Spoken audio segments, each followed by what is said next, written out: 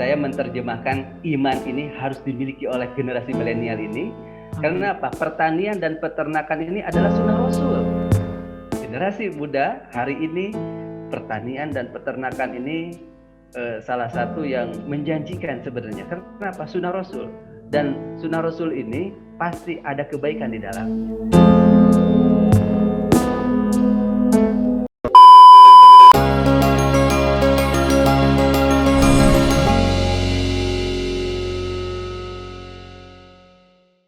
Assalamualaikum warahmatullahi wabarakatuh.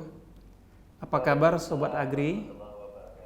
Kali ini Suara Agri akan menayangkan edisi khusus spesial Ramadan. Di edisi pertama ini kami akan mewawancarai Kiai muda dari pesantren pertanian At-Taqwa dari Kabupaten Bandung Barat yang bernama Asep Johana. Tapi beliau merasa tidak ingin saya panggil Kiai muda. Beliau menginginkan saya memanggil Kang agar ada kedekatan emosional. Kita sapa dulu orangnya. Assalamualaikum warahmatullahi wabarakatuh, Kang Asep. Waalaikumsalam warahmatullahi wabarakatuh, Pak Denny. Alhamdulillah. Senang melihat dan bisa komunikasi sama Kiai muda. Kang Asep, ini kami sangat ingin mengetahui lebih dalam tentang pesantren pertanian At-Taqwa, di mana Kang Asep sebagai salah satu pendirinya. Didirikan tahun 2007, apa sih yang melandasi pemikiran Kang Asep memberikan program-program pertanian khususnya kepada santri? Ya, baik. Assalamualaikum warahmatullahi wabarakatuh. Perkenalkan, nama saya Asep Johana. Ya, saya sebagai perintis ya atau pendiri di pesantren pertanian At-Taqwa Hidayatullah Bandung Barat. Ide awal sebenarnya dulu kami aktif sebenarnya di kegiatan lembaga amil zakat ya yang bernama Baitul Mal Hidayatullah, yaitu disebut BMH. Nah, waktu itu kita membuat program, namanya program Bina Desa Sejahtera. Karena melihat kondisi masyarakat yang pada waktu itu banyak anak-anak yang putus sekolah, ya, dan juga banyak maraknya rentenir ya waktu itu, dan memang aware terhadap pendidikan, pengajian dan dakwah itu hampir tidak ada. Nah, hingga kita waktu itu bikin program. Berawal dari nilai uang yang kita punya hanya 1,5 juta waktu itu. Awal-awal itu kita membuat program ini membebaskan rumah yang nilainya 20 juta. Ya, selama 2 bulan itu kita berjuang untuk bagaimana rumah itu terbebaskan. Ya, alhamdulillah pertolongan Allah, rumah itu dibebaskan, terus lagi dibuat masjid. Jadi kita bikin masjid bareng-bareng dengan warga sekitar. Belum kita namakan pesantren waktu itu karena memang aktivitas masih di masjid. Nah, namun kita berpikir kalau sekiranya wadah ini tidak diperbesar ya, dalam bentuk komunitas, hanya sekadar masjid saja, nampak upaya untuk menggolkan misi pemberdayaannya kurang gitu ya. Akhirnya ya kita berusaha untuk mencoba membuat saja dengan inisiasi karena masyarakatnya banyaknya pertanian, ya kita buat aja pesantren pertanian waktu itu. Baik. Yang ya seperti itu Pak Dedi. Lalu bagaimana di awal-awal mendirikan pesantren ini Pak, respon masyarakat sekitar tuh, apakah mereka langsung antusias ingin menitipkan anaknya atau justru anaknya minta ke orang tuanya, saya mau dong masuk pesantren ini? Ya, subhanallah. Awal-awal kita melakukan kegiatan di sana itu memang nyaris kalau untuk pendidikan TPA seperti itu berjalan ya. Tapi untuk menitipkan di pesantren itu belum ada. Karena apa? Yang melihat lokasinya atau bangunannya kan belum ada kan gitu. Hanya ada 2 santri yang waktu itu saya bina, arahkan gitu ya untuk ya sebagai pemancing lah supaya ada yang lain bisa ikut gitu. Jadi awal-awalnya seperti itu Pak. Belum begitu langsung respon, tapi masih wait and see dulu, ini benar enggak nih pesantren ada kan gitu. Ya. Baik. Kalau melihat ini didirikan dari tahun 2007, berarti kurang lebih sudah ada 14 tahun. Ya. Sekarang santri sudah berapa jumlahnya? Santri ini sekarang ada 115-an ya, yang terdiri dari PAUD, ada PAUD di situ, ada TPA juga di situ juga yang memang diniahnya, ada santri mukim. Yang ini santri mukim ini berjumlah 35 orang, itu dari berbagai daerah ya, ada yang dari Riau, Sumatera, Lampung gitu ya. Mereka rata-rata free ya, di kegiatannya tidak berbayar kan gitu ya. Nah ini Alhamdulillah. semuanya kita coba untuk memberikan motivasi supaya meskipun mereka tetap dalam kondisi terbatas, tapi pendidikan tetap berkualitas gitu ya. Sehingga kita coba buatkan program tahfidz agropreneur. Jadi ini programnya ini selain mereka menghafal Al-Quran juga diberikan pelatihan bertani dan beternak ya. Alhamdulillah sekarang santri ini ada 10 yang sudah hafidz Al-Quran dan di antaranya juga mereka yang 2 ini kemarin lulus seleksi di Turki ikut OISI ya, dan ada di antara yang lain juga yang mereka sekarang melanjutkan kuliah di ada di Surabaya, ada juga yang di Balikpapan ya, di beberapa pesantren di Hidayatullah. Ya, Alhamdulillah. Kang Asep, ini seluruh hasil dari pertanian ataupun peternakan yang dilakukan di pesantren ini, pemasarannya kemana dan melalui sistem apa nih? Apakah konvensional, door to door, atau menyasar ke pasar-pasar tradisional, atau melalui media sosial, Kang Asep? Ya alhamdulillah untuk hasil-hasil pertanian memang kita awal-awal dulu door to door, terus juga komunitas. Kebetulan ada beberapa jaringan pengajian ya yang ada di seputar Bandung Raya ya. Waktu itu kita biasanya kalau ada panen dikasih tahu sebelumnya, Bu ini kita mau panen, gimana pengajian di situ kita bisa enggak menitipkan sekaligus juga menawarkan. Alhamdulillah responnya positif. Bahkan beberapa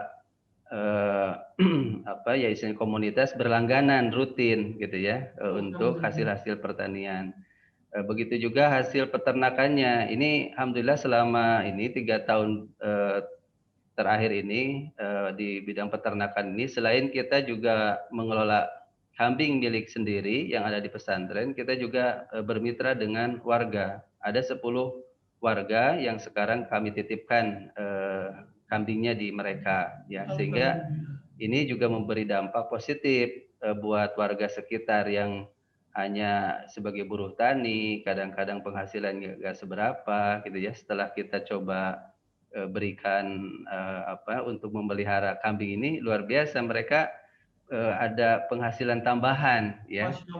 Jadi selain memang bahkan tahun kemarin itu kami membebaskan lahan dan hampir setengahnya ini kita dari hasil penjualan kambing ya, artinya yang diternak oleh santri dengan masyarakat itu kita kalkulasikan untuk membantu program pembebasan lahan yang ada di pesantren. Jadi kita berpikir bagaimana produktivitas pesantren ini juga bisa terasa manfaatnya buat warga sekitar. Seperti itu. Berarti saya ulangin Kang Asep ya, saya ulangi ya. Aktivitas yang dilakukan di Pondok Pesantren binaan Kang Asep ini, satu, memberikan pelatihan-pelatihan pertanian kepada para santri. Ya, betul. Mandiri di bidang ekonomi melalui pertanian. Ya. Bukan hanya di lingkungan santri untuk diri sendiri, tapi juga di masyarakat sekitar, membantu perekonomian mereka. Betul. Yang keempat, yang dilakukan pesantren dan Kang Asep adalah membebaskan lahan milik warga yang terjerat hutang. Seperti itu. Betul, diantaranya seperti itu. Masya Allah, semoga Allah membalas semua budi baik Kang Asep dan pesantren semakin maju. Kang Asep, pesantren pertanian At-Taqwa ini kan di bawah naungan Pondok Pesantren Hidayatullah yang memiliki kurang lebih 350 cabang di seluruh wilayah Indonesia. Betul, betul, ya. Apakah seluruhnya mengedepankan metode pertanian dan peternakan untuk melatih jiwa entrepreneurship para santri, atau seperti apa Kang Asep, bisa diceritakan? Ya, sebenarnya kalau secara umum memang rata-rata pesantren Hidayatullah itu memiliki lahan pertanian ya dan peternakan, dan bahkan ada di daerah Kalimantan di situ, juga di daerah Jawa juga banyak gitu kan. Tapi tidak semuanya memang secara khusus untuk pertanian dan peternakan ini ya. Ada yang punya supermarket di antaranya.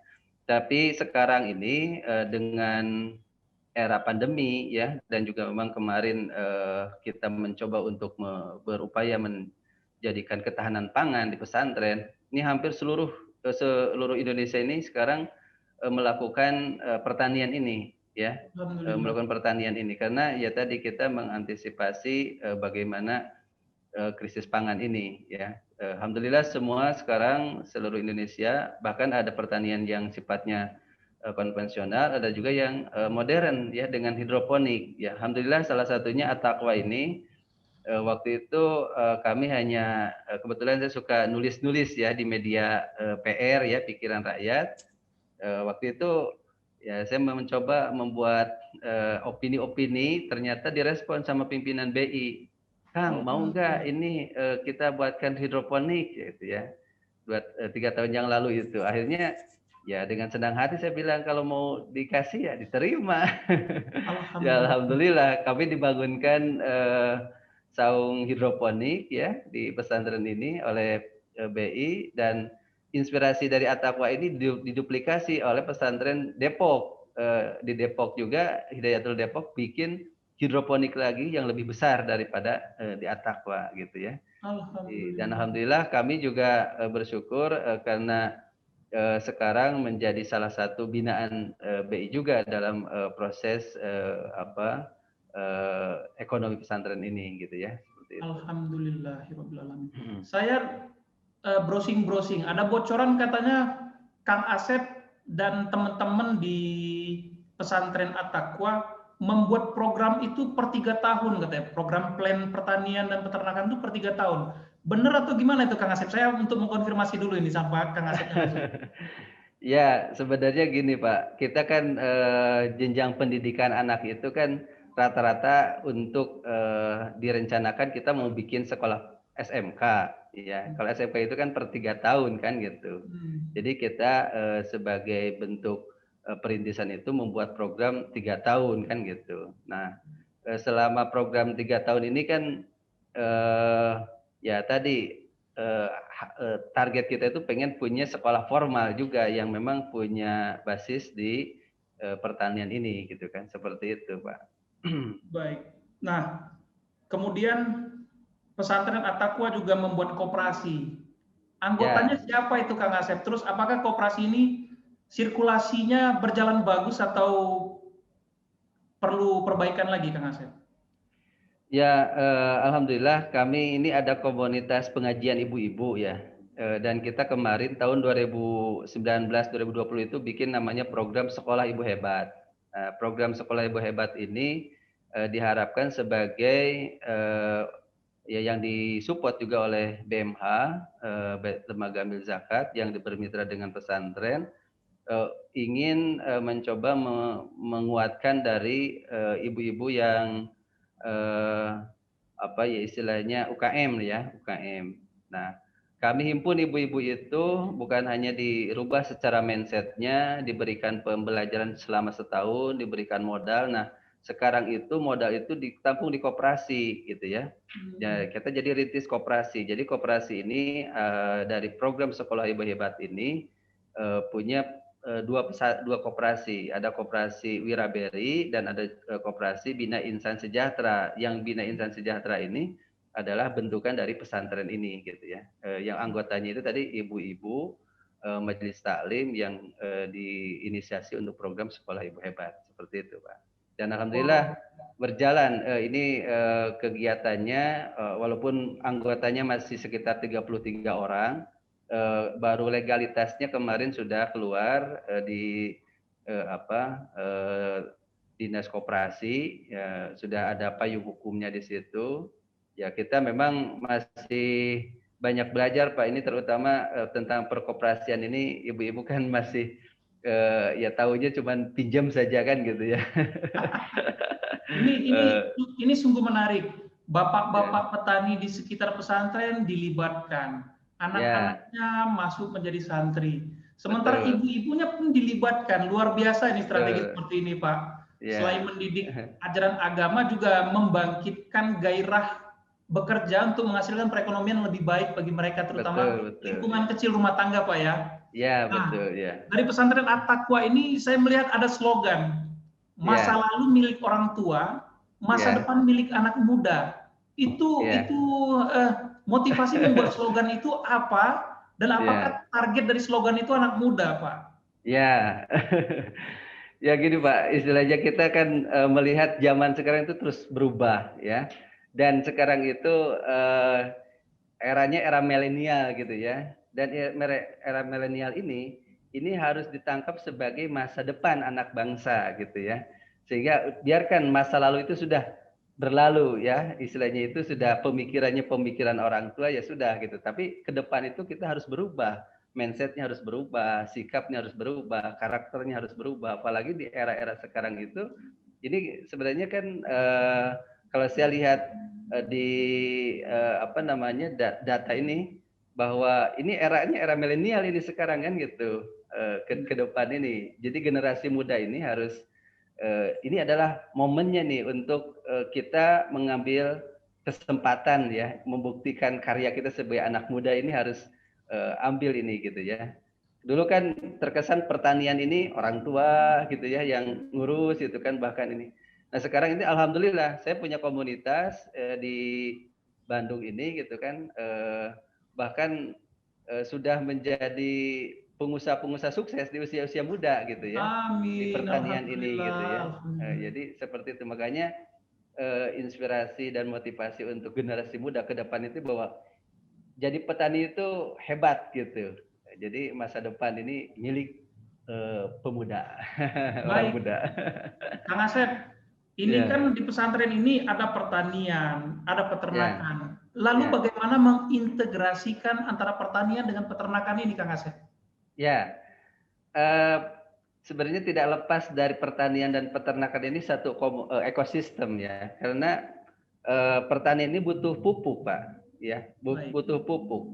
Dan sekarang kita lihat bagaimana pupuk ini dibatasi gitu kan, bahkan kadang kalau maaf istilahnya susah untuk mendapatkannya. Nah akhirnya kita berpikir bagaimana yang secara ekonomis, ya makanya harus pertanian harus disinergikan dengan peternakan gitu ya.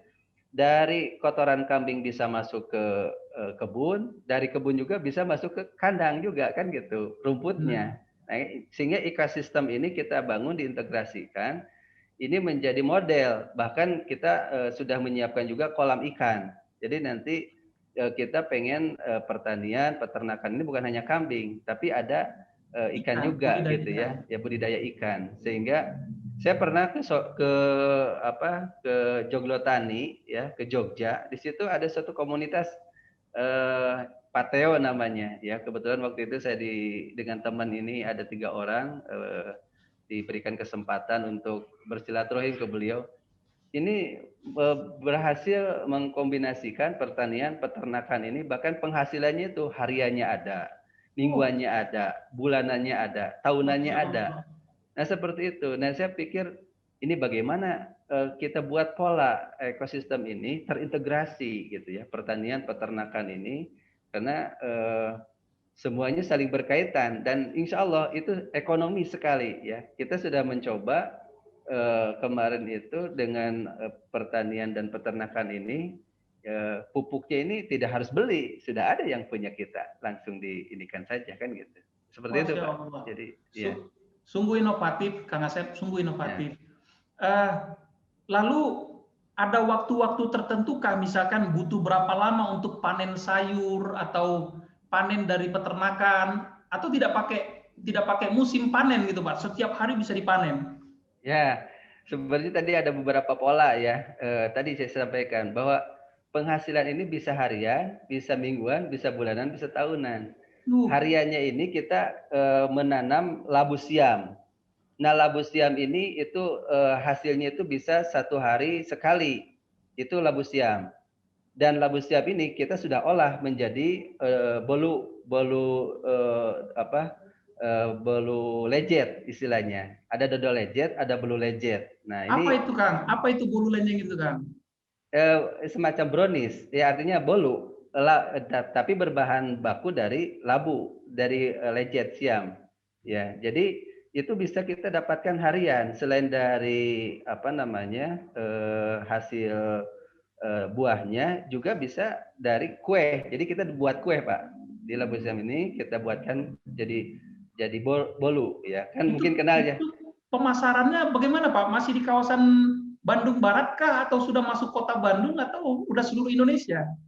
Kita ini kan baru ya 3 bulanan inilah inovasi dalam bentuk bolu. Tapi alhamdulillah kita sudah masuk sampai ke Surabaya. Jadi kemarin Alhamdulillah. ke Surabaya ada yang pesan walaupun bentuknya masih oleh-oleh ya. Karena ini kan kita tidak memakai berbahan kimia. Jadi kekuatannya baru 2 hari 3 hari nih dari bolu ini. Ini sebagai oleh-oleh yang kemarin ada orang dari Surabaya, aduh pengen nih merasakan katanya gitu kan, dia bawa ke sana.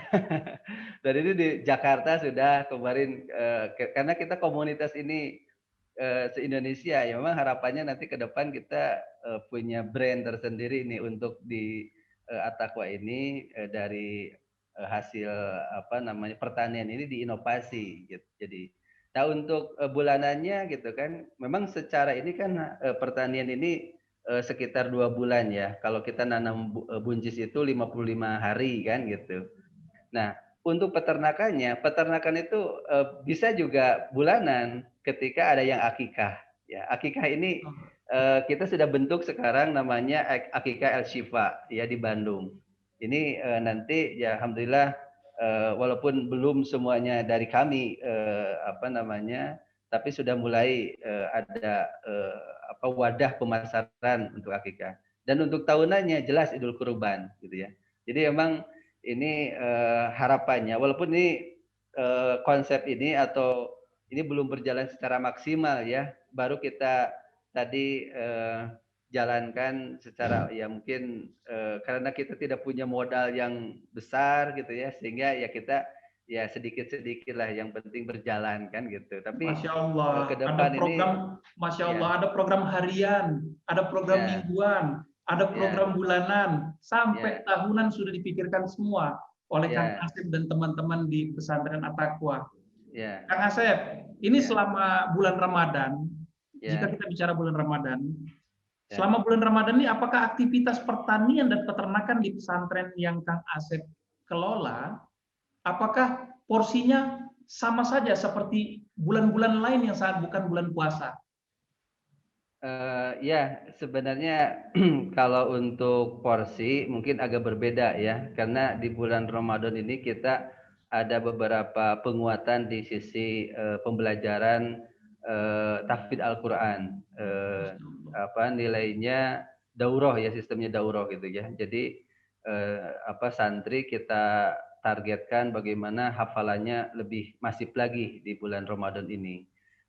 Tapi dalam keterlibatan santri di pertanian juga masih tetap karena kita kan ada hidroponik di situ Baik. yang tetap bisa dilakukan karena yang kita lakukan itu adalah jadwalnya saja gitu ya yang memang yang awalnya mungkin pagi dan sore terus lagi ini lebih dimasifkan di pembelajaran hafidnya gitu kan hafalan Al-Qur'annya.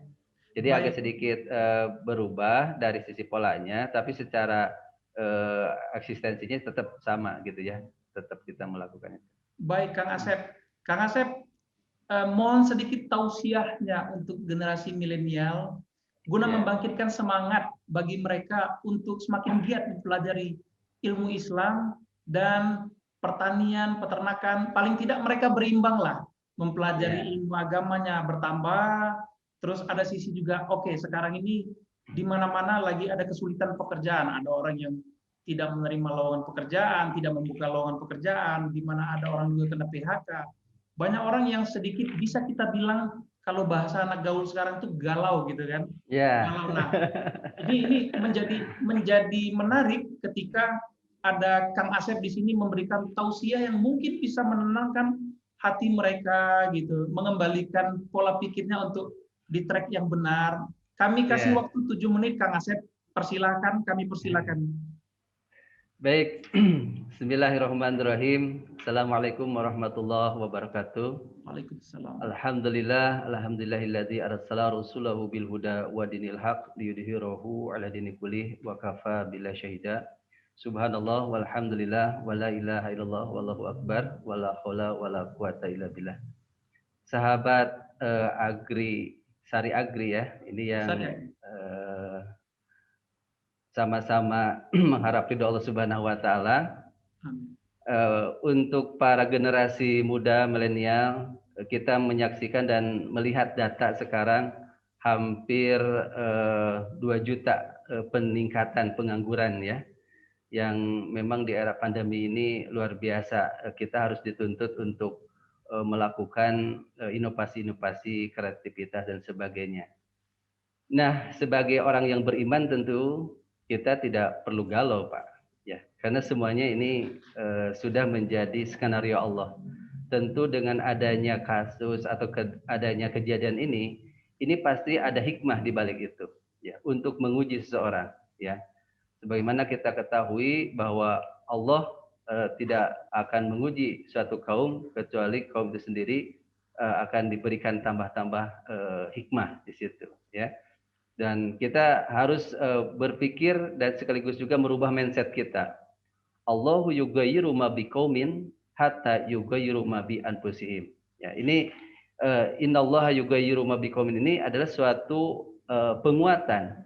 Allah tidak akan merubah suatu kaum kalau kaum sendiri tidak berubah. Apa yang dirubah?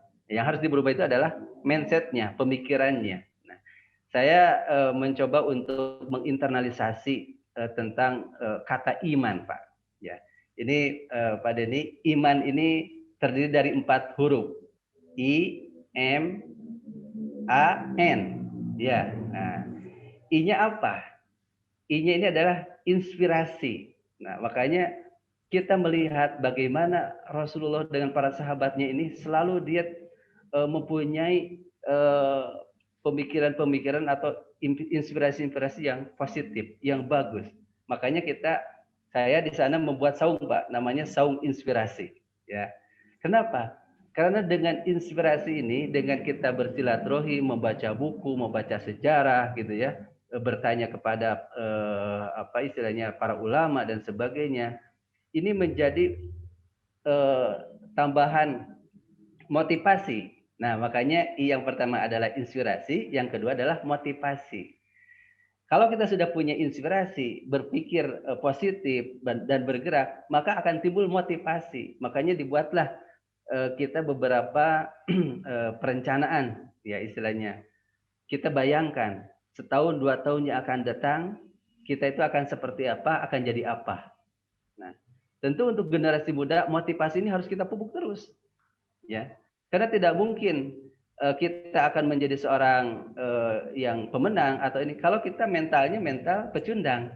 Nah, makanya motivasi ini harus kita kuatkan terus. Ya tadi, kuatkan inspirasinya, kuatkan motivasinya. Nah, kadang kita ini banyak membaca, banyak melihat orang lain, wah, si dia sukses dan sebagainya. Kita harus aksi. Dari yang kecil dulu kita aksikan, ya. Ketika kami dulu merintis di sana, tidak kebayang hari ini dengan jumlah tanah yang sekarang 5.300 meter yang kita bebaskan. Ya. Itu dari awalnya itu hanya punya uang 1,5 juta saja. Dan itu pun Masya Allah kita juga waktu itu apa ini yang harus kita lakukan. Ya. Tapi kita ada aksi. Walaupun kecil-kecil ada aksi. Qadarullah, ini pertolongan Allah. Setiap kita ada aksi, maka ada apa istilahnya reaksi gitu ya. Nah, sehingga proses ini harus kita nikmati ya. Ketika kita ada aksi, ada reaksi, maka harus kita nikmati. Makanya iman ini temukan inspirasi. Inspirasi banyak di sekitar kita. Kita menyaksikan ada orang yang tidak makan mungkin di sekitar kita. Kita upaya tergerak hati, motivasi diri kita untuk membantu mereka. Ya. Kami di At-Taqwa ini, pesan At-Taqwa, ya qadarullah, semuanya pertolongan Allah gitu ya. Kita selalu berbagi, setiap tahun selalu berbagi ke masyarakat sekitar ya. Bahkan kita ada sekarang ada 5 PAUD ya yang kita bina. Kita berikan apa istilahnya kalau tidak punya buku Iqra, tidak punya Al-Qur'an, ya semuanya kita coba aksi sedikit-sedikit. Walaupun tadi ada hambatan dan sebagainya, ya nikmatilah. Makanya insya Allah inspirasi, motivasi, aksi, nikmati. Ini saya menerjemahkan iman ini harus dimiliki oleh generasi milenial ini. Karena apa? Pertanian dan peternakan ini adalah sunnah Rasul. Bagaimana Rasulullah Shallallahu Alaihi Wasallam dari sejak kecil waktu itu sudah yatim, mengembala. Nah, ternyata saya melihat mengembala kambing ini hampir seluruh para nabi itu mengembala. Dan ternyata di dalam mengembala kambing itu ada jiwa yang dihadirkan untuk bersabar.